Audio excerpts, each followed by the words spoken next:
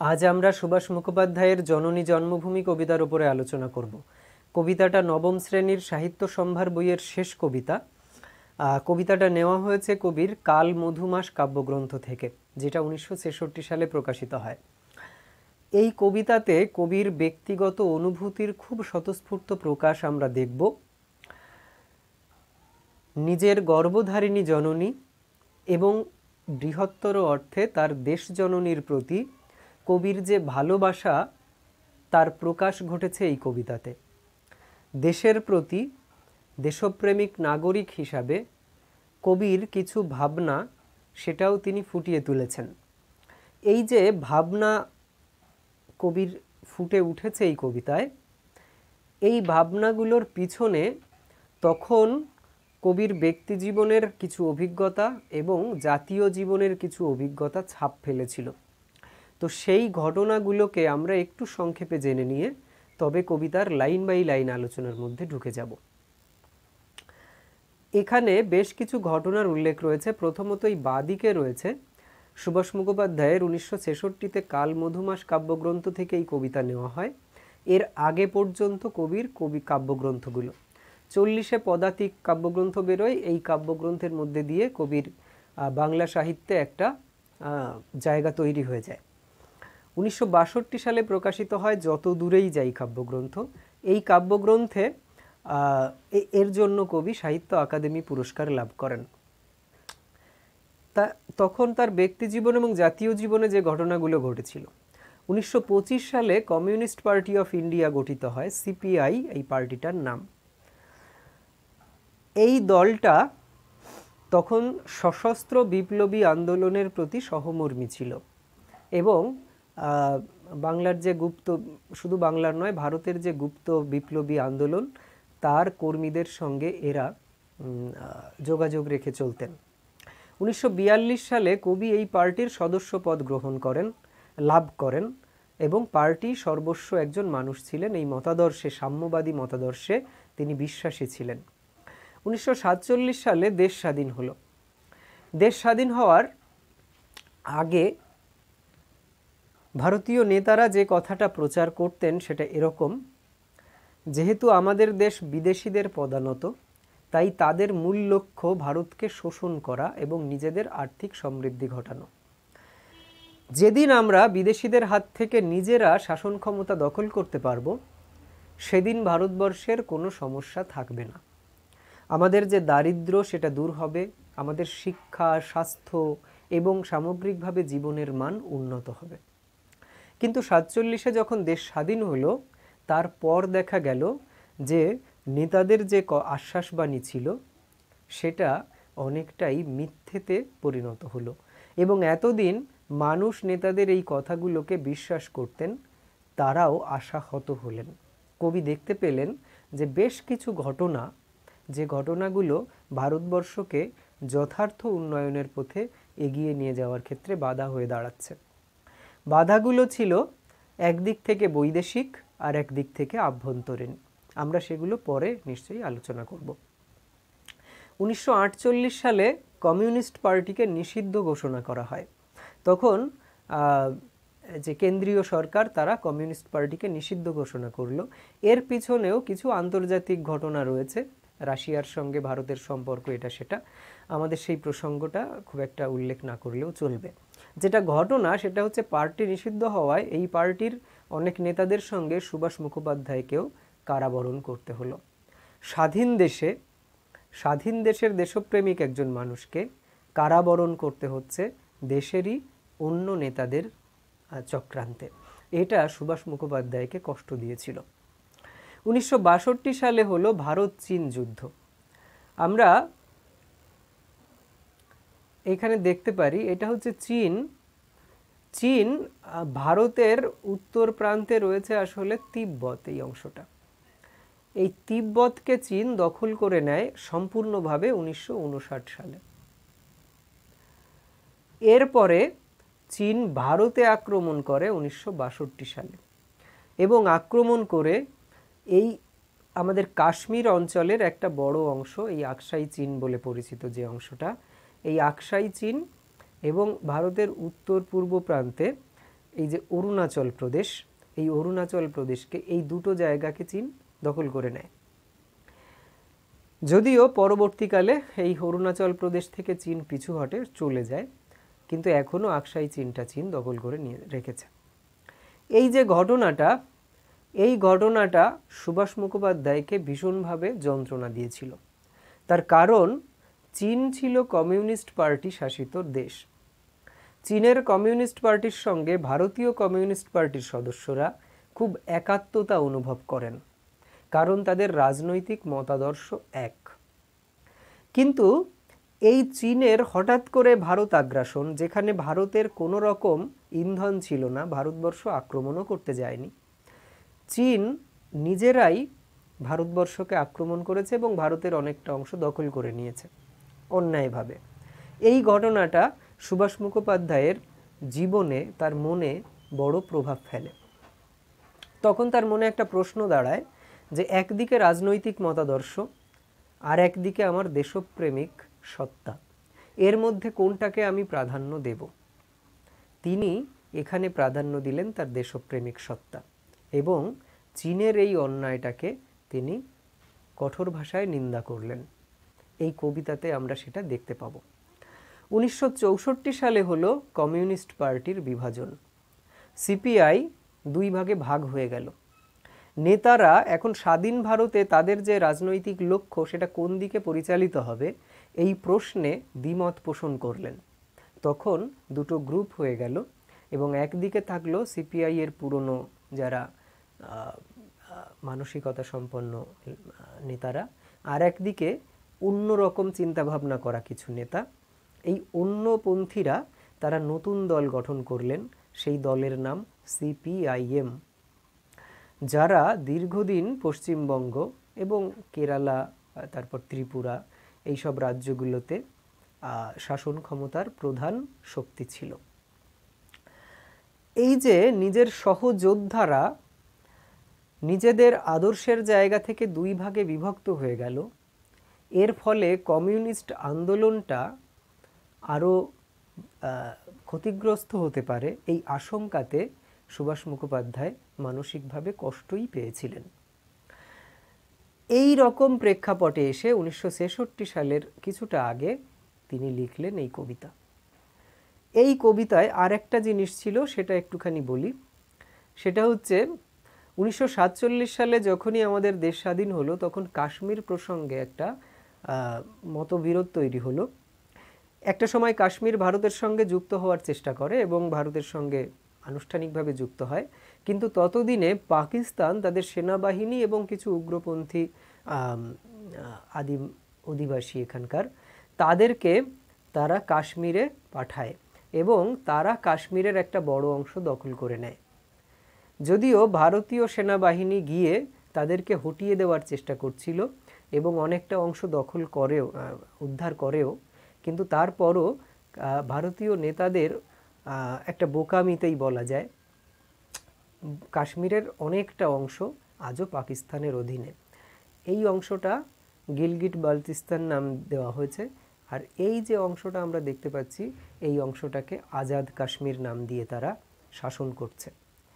তো এই যে দুই দিকে দুই শক্তি, বিদেশি শক্তি, যারা ভারতকে বিপর্যস্ত করার চেষ্টা করছে, আর একদিকে আভ্যন্তরীণ, যেখানে তার নিজের পার্টির সহযোদ্ধারা তারা দুই দিকে বিভক্ত হয়ে পড়ছে, আবার আরেকদিকে ভারতের শাসক কংগ্রেস সরকার, তারা তাদের কিছুটা ভ্রান্ত নীতির ফলে আমাদের দেশটা যতটা এগোনো সম্ভব ততটা এগোতে পারছে না।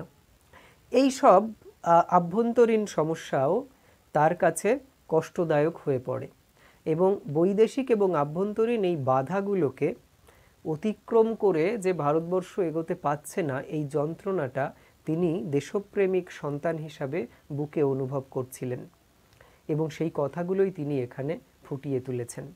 কিন্তু তারপরও তিনি আশ্বাসবাণী জ্ঞাপন করছেন এই বলে যে যতই বাধা আসুক, সেটা আভ্যন্তরীণ হোক বা বৈদেশিক হোক, সেই বাধাগুলো কাটিয়ে ভারত আবার এগিয়ে যাবে সামনের দিকে, শান্তি, মৈত্রী, ভালোবাসার বাণী নিয়ে এই পৃথিবীতে একটা খুব গর্বিত, খুব মহান দেশ হিসাবে নিজেকে তুলে ধরতে পারবে। তো এই ভাবনাগুলোই সামগ্রিকভাবে এই কবিতাতে আমরা ফুটে উঠতে দেখব। কবিতাতে প্রথম স্তবকে নিজের গর্ভধারিণী মায়ের সম্পর্কে কবির অনুভূতির কথা। কবি পরিণত বয়সে এসে অতীতের স্মৃতিচারণ করছেন। যখন তিনি ছোট ছিলেন তখন গর্ভধারিণী মাকে তিনি বলতে পারেননি তার ভালোবাসার কথা। আজকে পরিণত বয়সে এসে তিনি আর এক মা, বৃহত্তর মা, দেশ জননীকে তার ভালোবাসার কথা এই কবিতার ভাষায় তুলে ধরছেন। এখানেই কবিতাটার সার্থকতা। আমরা এবার লাইন বাই লাইন কবিতা আলোচনার মধ্যে ঢুকে যাই। শুরুতে বলছেন, আমি ভীষণ ভালোবাসতাম আমার মাকে, কখনো মুখ ফুটে বলিনি। টিফিনের পয়সা বাঁচিয়ে কখনো কিনে আনতাম কমলালেবু। শুয়ে শুয়ে মার দু চোখ জলে ভরে উঠত। আমার ভালোবাসার কথা মাকে কখনো মুখ ফুটে বলতে পারিনি। তাহলে এই প্রথম স্তবকে আমরা গর্ভধারিণী মায়ের ছবিটা দেখছি। কয়েকটা জিনিস এখানে একটু নোট করার, সেটা হচ্ছে ভালোবাসতাম, বলতে পারিনি, অর্থাৎ অতীতের ঘটনা। তার মানে মা সম্ভবত এখন আর বেঁচে নেই। সেই আক্ষেপটা, মাকে না বলতে পারার যন্ত্রণাটা কবির আজও রয়ে গেছে। দ্বিতীয়ত, টিফিনের পয়সা বাঁচিয়ে, এর থেকে আমরা অনুমান করতে পারি যে কবি তখন ছাত্র ছিলেন, অর্থাৎ তিনি তখন শিশু বা কিশোর। 3 নম্বর, শুয়ে শুয়ে মার চোখ জলে ভরে উঠত আর কমলা লেবু কিনে আনতেন তিনি। এর থেকে আমরা অনুমান করতে পারি যে মা তখন শয্যাশায়ী ছিলেন, হয়তো বড় কোনো শারীরিক অসুস্থতাতে। তার জন্যই তার জন্য ফল কিনে আনার প্রসঙ্গ আসছে। তো এবার আমরা যেখান থেকে প্রশ্ন আসতে পারে সেই জায়গাগুলোকে দেখি। কখনো মুখ ফুটে বলতে পারিনি, কে বলতে পারেননি, কাকে বলতে পারেননি, কোন কথা বলতে পারেননি? জননী জন্মভূমি কবিতাতে কবি নায়ক তার মাকে বলতে পারেননি। তার মাকে তিনি যে কতটা ভালোবাসতেন সেই ভালোবাসার কথাটা কখনো নিজের মুখ ফুটে তিনি মাকে বলে উঠতে পারেননি। টিফিনের পয়সা বাঁচিয়ে কখনো কখনো কিনে আনতাম কমলা লেবু। কে টিফিনের পয়সা বাঁচাতেন? টিফিনের পয়সা বাঁচিয়ে তিনি কি করতেন? এর মধ্যে দিয়ে তার সম্পর্কে আমাদের কোন ছবিটা ফুটে ওঠে আমাদের মনে? এখানে কবি নায়ক টিফিনের পয়সা বাঁচাতেন। টিফিনের পয়সা বাঁচিয়ে তিনি তার অসুস্থ মায়ের জন্য কমলা লেবু অর্থাৎ ফল কিনে আনতেন। এই কথার মধ্যে দিয়ে আমরা কিশোর সন্তানের মায়ের প্রতি যে অকৃত্রিম ভালোবাসা, মায়ের প্রতি তার যে টান, সেইটার আমরা প্রকাশ এখানে দেখতে পাই। সন্তান টিফিনের পয়সা বাঁচাচ্ছে, অর্থাৎ নিজে না খেয়ে সে তার মায়ের জন্য ফল কিনে নিয়ে আসছে। এখানেই সন্তান হিসাবে তার যে সার্থকতা, তার যে হৃদয় আবেগ, সেটাকেই আমরা ফুটে উঠতে দেখি। শুয়ে শুয়ে মার চোখ জলে ভরে উঠত। মার চোখ কেন জলে ভরে উঠত বা কি দেখে জলে ভরে উঠত? এই গোটা বাক্যটার মধ্যে মায়ের কোন ছবিটা আমরা ফুটে উঠতে দেখি? মায়ের চোখ কেন জলে ভরে উঠত? তার সন্তান তার জন্য টিফিনের পয়সা বাঁচিয়ে ফল কিনে আনছে, এই দৃশ্যটা দেখে মায়ের চোখ জলে ভরে উঠত। কেন? টিফিনের পয়সা বাঁচানো অর্থাৎ তার সন্তান তখন শিশু বা কিশোর। এই সময়ে স্বাভাবিক পরিস্থিতিতে মায়েরই উচিত ছিল সন্তানকে সাজিয়ে গুছিয়ে স্কুলে পাঠানো, তার খাওয়া দাওয়া সমস্ত দায় দায়িত্ব পালন করা। কিন্তু মা সেটা করতে পারছেন না নিজের অসুস্থতার কারণে। এই যে কষ্ট, এই কষ্টটা তার চোখে জল হয়ে ধরা দিচ্ছে। আবার আরেক দিক থেকে তার এই যে ছোট্ট সন্তান, তারই একদম নিজের সত্তারই একটা অংশ, সেই সন্তান তার টিফিনের পয়সা বাঁচিয়ে অর্থাৎ তার নিজের খাবার না খেয়ে মায়ের জন্য ফল নিয়ে আসছে, সন্তানের এই যে মায়ের প্রতি ভালোবাসা, মায়ের প্রতি এই যে তার কর্তব্যবোধ, এটা দেখে আনন্দে মায়ের চোখে জল আসছে। তো একদিক থেকে নিজের অপারগতাজনিত যন্ত্রণা, আর একদিকে সন্তানের কাছ থেকে প্রাপ্ত মায়ের এই যে ভীষণ আন্তরিক ভালোবাসা, এই দুটো ছবি একদিকে কষ্ট এবং একদিকে আনন্দ দিচ্ছে মাকে, তার ফলে তার চোখে জল এসে যাচ্ছে। এখান থেকে মায়ের কোন ছবি আমরা বুঝতে পারি? আমরা মনে করতে পারি যে মা তখন ভীষণভাবে অসুস্থ, তার জন্যই তিনি শুয়ে আছেন, তার জন্যই তার জন্য কমলালেবু কিনে আনছে তার সন্তান। এরপরে কবি নিজের গর্ভধারিণী মাকে ছেড়ে এবার দেশ জননীর কথা বলছেন। হে দেশ, হে আমার জননী, কেমন করে তোমাকে আমি বলি, কেমন করে তোমাকে আমি বলি। কে কাকে বলতে চাইছেন, কোন কথা তিনি বলেছেন? তো জননী জন্মভূমি কবিতাতে কবি নায়ক তিনি তার দেশ জননীর উদ্দেশ্যে বলছেন। দেশ জননীকে তিনি কতটা ভালোবাসেন সেই ভালোবাসার কথাই এখানে তার মতো করে তুলে ধরার চেষ্টা করছেন। ভালোবাসার কথা কি সেটা আমরা পরে দেখতে পাব। যে মাটিতে ভর দিয়ে আমি উঠে দাঁড়িয়েছি, আমার দুহাতের 10 আঙুলে তার স্মৃতি। যে মাটিতে ভর দিয়ে আমি উঠে দাঁড়িয়েছি, আমরা যদি মাটিতে উপুর হয়ে পড়ে যাই, আমরা এভাবে 10 আঙুলে ভর দিয়ে উঠে দাঁড়াই। কবি বলছেন যে এই মাটি এক অর্থে তো মায়েরই কোল, যার ওপর ভর দিয়ে আমরা উঠে দাঁড়াই।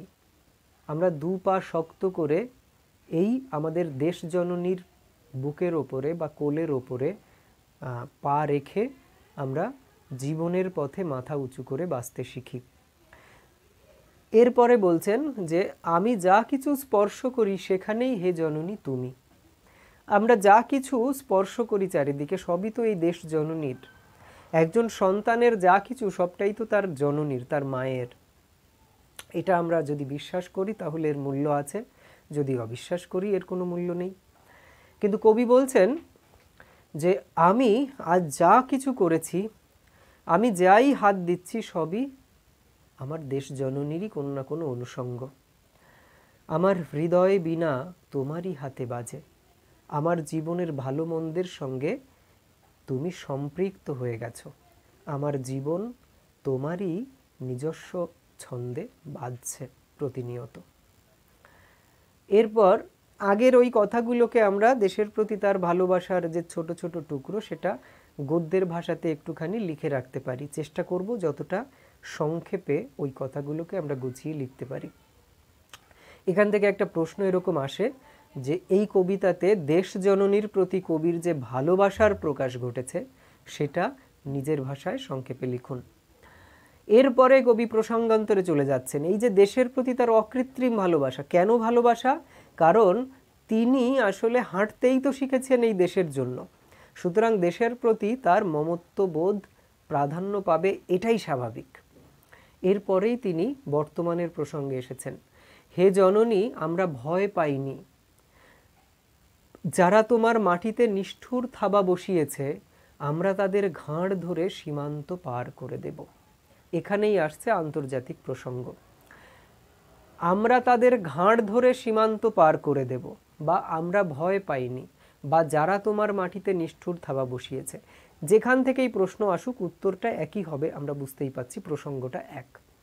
ভারতের উত্তর প্রান্তে চীন ভারতবর্ষটাকে দখল করার চেষ্টা করছে, ভারতের পশ্চিম প্রান্ত থেকে পাকিস্তান ভারতবর্ষকে নানাভাবে বিপর্যস্ত করার চেষ্টা করছে। কিন্তু কবি বলছেন আমরা ভয় পাইনি, ভারতবাসী লড়াই করবে। ভারতবাসী বলছেন যে আমরা তাদের ঘাড় ধরে সীমান্ত পার করে দেব, অর্থাৎ সন্তান তার মাকে আশ্বাসবাণী দিচ্ছে যে আমরা আছি, আমরা অবশ্যই তোমার যে মর্যাদা সেই মর্যাদাটাকে পুনঃপ্রতিষ্ঠিত করব। এরপরে বলছেন আমরা জীবনকে নিজের মতো করে সাজাচ্ছিলাম, আমরা সাজাতে থাকব। আমরা কারা? জীবন বলতে কি বোঝানো হয়েছে? জীবনকে কিভাবে সাজানোর কথা কবি বলছেন। তো আমরা বলতে এখানে বৃহত্তর অর্থে ভারতবাসীর কথা বলছেন, ভারতের দেশপ্রেমিক নাগরিকদের কথা বলা হচ্ছে। জীবন বলতে এখানে ভারতবাসীর জাতীয় জীবনকে বোঝানো হচ্ছে। জাতি হিসাবে ভারতবাসী যে জীবন, ভারতবাসীর যে জীবন, সেই জীবন প্রবাহটাকে বোঝানো হচ্ছে। স্বাধীনতার পরে আমরা আমাদের এই জাতীয় জীবনটাকে নিজেদের মতো করে সাজানোর চেষ্টা করছি। নেতারা তাদের মতো করে, শিক্ষাবিদেরা তাদের মতো করে, আমাদের বুদ্ধিজীবীরা তাদের মতো করে অবদান রাখছেন ভারতবর্ষকে এগিয়ে নিয়ে যাবার। কবি বলছেন আমরা সাজাতে থাকব, অর্থাৎ বাইরের বাধাগুলো আসছে, আভ্যন্তরীণও নানা বাধা আছে, কিন্তু সেই বাধাগুলোকে কাটিয়েও আমরা আমাদের দেশটাকে সুন্দর করে সাজাতে থাকব। এই প্রত্যয়বাণী এখানে আমরা ফুটে উঠতে দেখি। এরপর বলছেন, হে জননী, আমরা ভয় পাইনি, যজ্ঞে বিঘ্ন ঘটেছে বলে আমরা বিরক্ত। যজ্ঞ বলতে কি বোঝানো হয়েছে, কি ধরনের বিঘ্ন এসেছে, কেন তারা বিরক্ত? এখানে যজ্ঞ বলতে দেশকে বা দেশের জাতীয় জীবনকে এগিয়ে নিয়ে যাবার যে কর্মযজ্ঞ, সেই যজ্ঞকে বোঝানো হয়েছে। এই বৃহত্তর সারা দেশব্যাপী যে কর্মকাণ্ড চলছে, দেশের উন্নয়নের কর্মকাণ্ড, সেটাকেই যজ্ঞ বলে কবি বোঝাতে চাইছেন।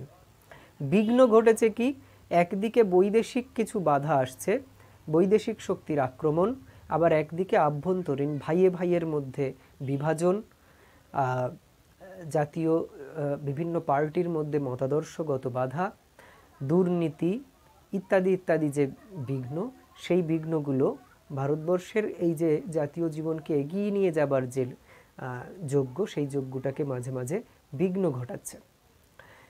এই কারণেই এই যে জাতীয় জীবনটা যেখানে যেতে পারত সেখানে যেতে পারছে না, এটা দেখে দেশপ্রেমিক নাগরিক হিসাবে কবি কষ্ট অনুভব করছেন। তাই বলছেন আমরা বিরক্ত, আমরা শুভবোধ সম্পন্ন দেশপ্রেমিক ভারতীয় নাগরিক। এরপর কবি বলছেন, মুখ বন্ধ করে অক্লান্ত হাতে হে জননী আমরা ভালোবাসার কথা বলে যাব। মুখ বন্ধ করে অক্লান্ত হাতে, মুখ বন্ধ করার প্রসঙ্গ এসেছে। কবি দেখেছেন, রবীন্দ্রনাথও বলেছেন, বিদ্যাসাগরের মতো কর্মব্যক্তিরাও বলেছেন যে ভারতীয়রা বা বাঙালিরা বড্ড বেশি বাগ সর্বস্ব, বাগাড়ম্বরের প্রচেষ্টা আমাদের যতটা, আমাদের কর্ম প্রচেষ্টা ততটা নেই, আমাদের পরিশ্রমের আগ্রহ ততটা নেই। কবি বলছেন যে আমরা বাগ সর্বস্বটাকে এবার কম করে আমরা অক্লান্ত হাতে কাজ করব, অর্থাৎ আমরা কথা কম বলি, আমরা কাজটা বেশি করি। আমাদের কাজই আমাদের জীবনটাকে এগিয়ে নিয়ে যাবে, আমাদের মুখের বড় বড় কথা নয়। এখানে কবি তাই একটু আগে বলছেন যে যজ্ঞে বিঘ্ন ঘটেছে বলে আমরা বিরক্ত, কিন্তু আমরা ভয় পাইনি, আমরা সাজাতে থাকব, অর্থাৎ আমরা এগিয়ে যেতে থাকবো। এগিয়ে যাবার পথে কবি সাবধানবাণী উচ্চারণ করছেন যে বৈদেশিক বাধা তো আছেই, আভ্যন্তরীণও বেশ কিছু বাধা আছে, আরও একটা জিনিস, সেটা হচ্ছে আমাদের বাগাড়ম্বরটাকে কমাতে হবে, আমাদের কর্ম চঞ্চলতাকে বাড়াতে হবে, কর্মসংস্কৃতিটাকে উন্নত করতে হবে, যদি আমরা দেশটাকে সুন্দর করে তুলতে চাই। শেষে উচ্চারণ করছেন আমরা ভালোবাসার কথা বলে যাব। কেন কবি বলছেন যে আমরা ভালোবাসার কথা বলে যাব? কারণ যে ঘটনাগুলো ঘটেছে তাতে ভালোবাসার প্রতি, শান্তির প্রতি ভারতবাসীদের শ্রদ্ধা বা বিশ্বাস কমে যাওয়ার কথা ছিল। কারণ চীন অকস্মাৎ, অকারণে, অন্যায়ভাবে ভারতবর্ষকে আঘাত করেছে। এটা ভারতবর্ষের নেতাদের কাছে বা ভারতবর্ষের জনগণের কাছে বিশ্বাসভঙ্গের শামিল ছিল। কারণ এই আক্রমণের কিছুদিন আগেও চীনের যিনি প্রধানমন্ত্রী ছিলেন তিনি খুব মিষ্টি মিষ্টি কথা বলেছিলেন ভারতবর্ষকে। ফলত এই যে বিশ্বাসের অমর্যাদা করা, বিশ্বাসঘাতকতা করা, এবং পাকিস্তানের দিক থেকেও বারবার এই ঘটনাটা ঘটেছে, তো এইগুলোর মধ্যে দিয়ে আমাদের বিশ্বাসটা টলে যেতে পারত। এমনকি আমাদের জাতীয় নেতারা যারা এতদিন আমাদেরকে স্বপ্ন দেখিয়েছেন, আজকে তারাও সেই স্বপ্নটাকে ভেঙে খান খান করে দিচ্ছেন। এর ফলেও ভারতবাসীদের দেশের নেতাদের প্রতিও বিশ্বাসের ভিতটা টলে যাওয়ার কথা ছিল এবং খানিকটা গেছিল, কিন্তু তারপরও কবি উচ্চারণ করছেন যে না, আমরা বিশ্বাসটাকে টলিয়ে দেব না, আমরা ভালোবাসার পথ থেকে সরে যাব না, আমরা কখনো হিংসার পথটাকে গ্রহণ করব না। এই পৃথিবীতে জাতি হিসাবে, দেশ হিসাবে ভারতবর্ষ পরিচিত হবে শান্তি, মৈত্রী, ভালোবাসার বাণী প্রচারক একটা দেশ হিসাবে। এই কথাটাই কবি এখানে ফুটিয়ে তুলেছেন এবং তার যে দেশ জননী তাকে তিনি কথা দিচ্ছেন, তার প্রতি তিনি প্রত্যয়বাণী উচ্চারণ করছেন যে আমরা আমাদের ভালোবাসার পথ থেকে সরব না, এই পথেই আমরা আমাদের জাতীয় জীবনকে এগিয়ে নিয়ে যাব। তো যাই হোক, এই ছিল সামগ্রিকভাবে কবিতার আলোচনা। যদি আমাদের কারো অন্য কোনো ভাবনা মাথায় আসে আমরা নিশ্চিতভাবেই শেয়ার করতে পারি। আমিও সমৃদ্ধ হব, আশা করি যারা কমেন্ট পড়বে তারাও সমৃদ্ধ হবেন। সবাই ভালো থাকবেন। এরপরে হয়তো অন্য কোনো বইয়ের অন্য কোনো কবিতা।